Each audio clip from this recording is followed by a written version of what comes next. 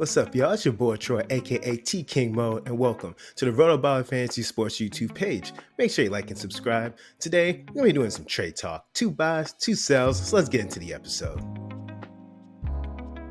Our first buy is Kendrick Bourne. Yes, I know the Patriots' offense is gross, but hear me out. In Week 7, Bourne had 5 receptions on 6 targets for 54 yards and a touchdown. He has seen 9 or more targets 3 times this year. The Patriots don't have a lot of firepower, but Bourne has been emerging as one of Mac's favorite go-to targets, if not the go-to target. He's flying under the radar right now, which makes him the perfect buy candidate, so make sure you go out and buy him ASAP. My next buy is Rachaad White.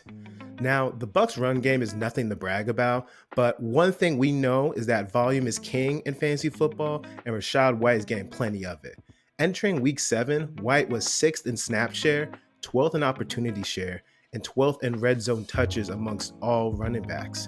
I don't know if the rushing game will become more efficient, but I do know that White is the workhorse of that backfield, and he'll consistently be playing each and every single week as that workhorse, and he's going to get opportunities in the run game and the pass game, so you want to make sure you go out and buy him also right now. My first sell is going to be Gabe Davis. Gabe Davis has always been a very polarizing fantasy asset. In Week 7, he only put up 1 reception on 5 targets. Last week, he only put up 21 yards. Davis has had under 50 yards in the majority of his games this season.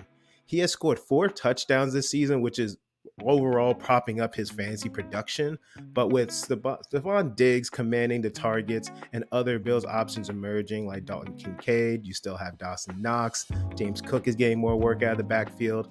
I don't trust Davis to put up consistent numbers in the future, and because of that, I'm looking to move on for him as soon as possible.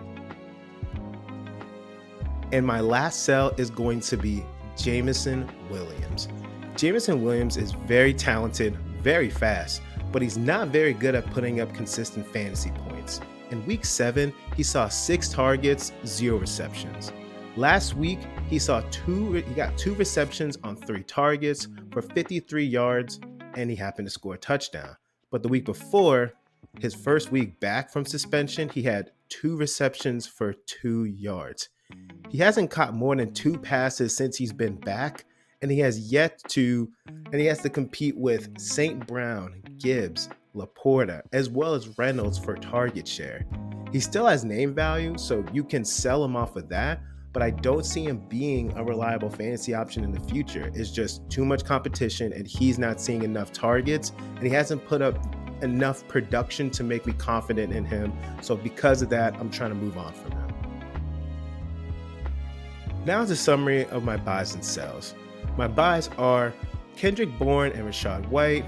Bourne has emerged as the wide receiver 1 for the Pats, and White is getting a workhorse volume on a weekly basis. And my sells are Gabe Davis and Jameson Williams. Both players are very inconsistent with getting targets and putting up yardage, so because of that, I'm trying to move on for both of those players. Well, that's the list, folks. Thank you so much for listening, and make sure you like and subscribe to the RotoBaller Fantasy Sports YouTube page, and make sure you're following me, T King Mo, on all platforms. Thank you so much. I hope you have a good one.